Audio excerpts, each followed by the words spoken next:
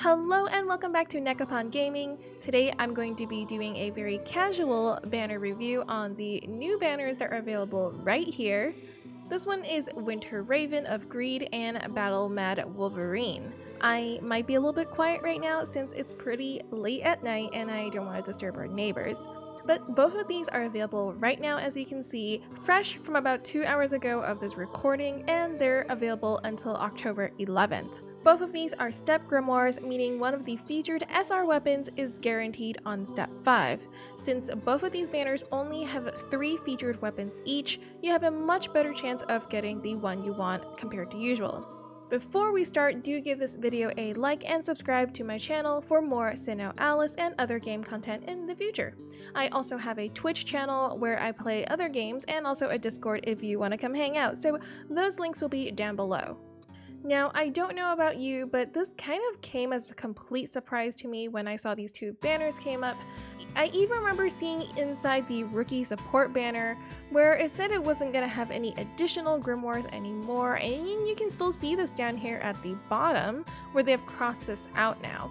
Honestly, to me, this is a very tough one to swallow. Basically, this means they have taken their word back as developers and further deteriorated the trust between us and them.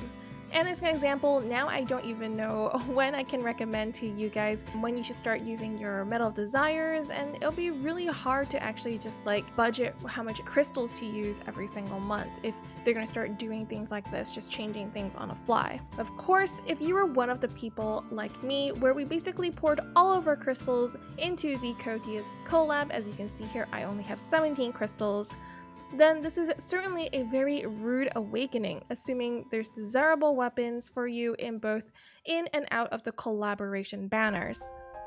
In any case, I guess this is a reminder that the developers are still in a business, in a company itself in the end, and they do need to reach their revenue goals, so even if it means hurting the community, they will do it if they need to. Anyways, let's move on objectively to the banners themselves. First, we're going to take a look at the Winter Raven of Greed. The Winter Raven of Greed features a very magnificently looking Snow White as Sin Greedy Crow Paladin, and in here, actually let's click into here, you can see her in her full illustration here. She looks very cool, very majestic, and just completely killer. I really like this. The pose is fantastic. Let's take a look at her stats here. She mostly comes with magic defense, and her support skills are going to be at level 6, we have 1200 HP, which is really good for vanguards that are trying to stop getting one shot right now.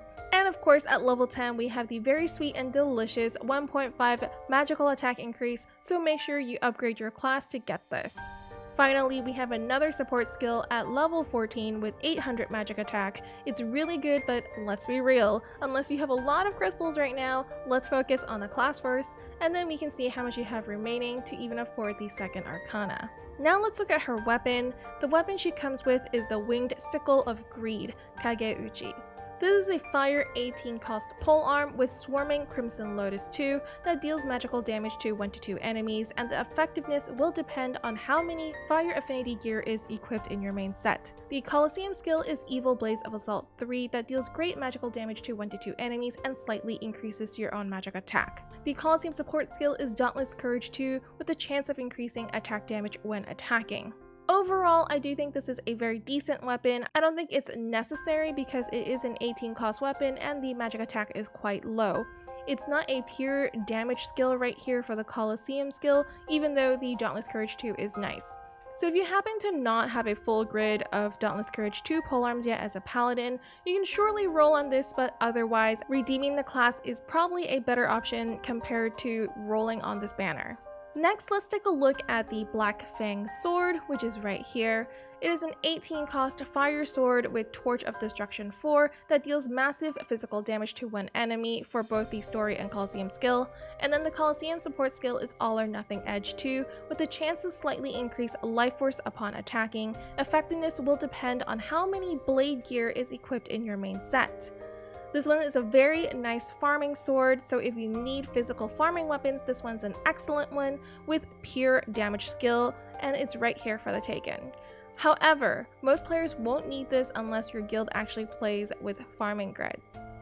Lastly, on this banner, we have a staff. This one is Healing Guidance. It's an 18 cost fire staff. It has Angel's Breath 3 that greatly restores HP and 20 SP to 1-2 allies for story and Coliseum skill. And then for the Coliseum support skill, we have Recover Magic Attack 2 with a chance to increase magic attack of one ally in the Vanguard when restoring HP. Certainly a battery staff has its uses, but most players won't need this and it is basically a filler weapon for this banner, so let's just move on. Next, let's take a look at the Battlemad Wolverine featuring a stunningly beautiful Princess Kaguya.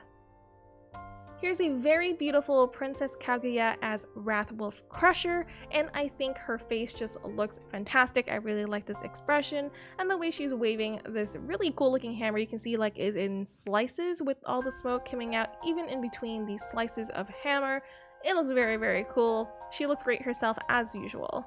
Let's take a look at her stats. She mostly comes with physical defense up to the first Arcana. Her support skills are very similar to the counterpart banner of Greedy Crow Paladin, where she gets 1200 HP at the support skill at level 6.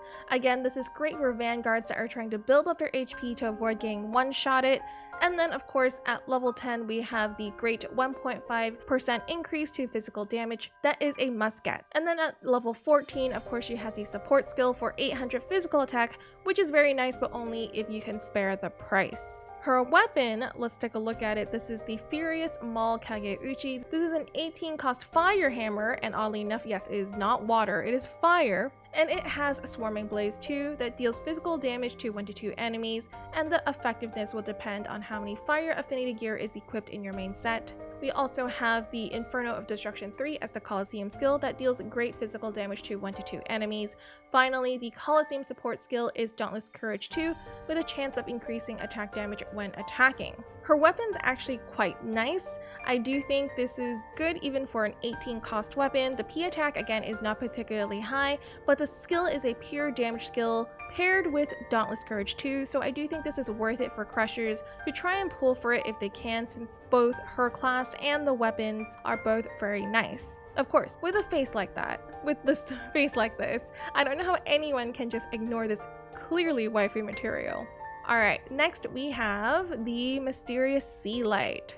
This one is a fire 18 cost bow. The story and Coliseum skill here is the same, is Flame Demon's Authority 3 that deals great magical damage to one enemy and slightly reduces their physical and magical attack. The Coliseum support skill is All or Nothing Shot 2 with a chance to slightly increase life force upon attacking. Effectiveness will depend on how many projectile gear is equipped in your main set. Of course, this is a farming bow, just like how the other banner had a farming sword. Unfortunately, this one isn't nearly as nice since it doesn't come with a pure damage skill like the sword, but regardless, it is a farming bow for those that need it for their farming grids. Lastly, we have the Tome of Ethereal Flight, and this one is an 18 cost wind tome. It comes with the story skill Curse of Corrosion 3, and the Coliseum skill is Incantation of Corrosion Death 3. It reduces the physical and magical attack of 1-2 enemies, and the effect increases 5 minutes before the Coliseum ends. Coliseum support skill is Support Boon 2. Chance to increase support effects when giving support. With this tome, it means now we finally have tomes in all 3 elements with the Incantation of Corrosion Death 3. The fire one being Diary of a Maiden and the water one being Icewood Sealing Text. Of course, as a sorcerer, I really want this tome. If you happen to have crystals remaining from the collab, this is a great tome to own. Otherwise, if you can redeem this with Metal Desires, it's even better. Personally, I don't know how I'm gonna dig up more crystals to get this book, but if they announce a BOGO deal for crystals anytime soon, I really have to make some serious considerations. Do I actually purchase in hopes to get this book? Or do I not buy this book because I don't want to reward this type of business model where a developer would take their word back, right? I don't know. I got pretty burned on this one, so we will have to see. Anyway, that's all I have for you guys today. I hope you're all hanging in there and able to save up for the Limit Break Grimoire and the upcoming spec banner in the near future.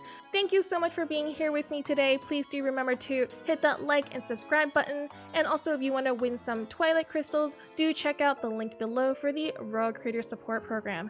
Thank you so much again. I'll see you in the next one. Bye!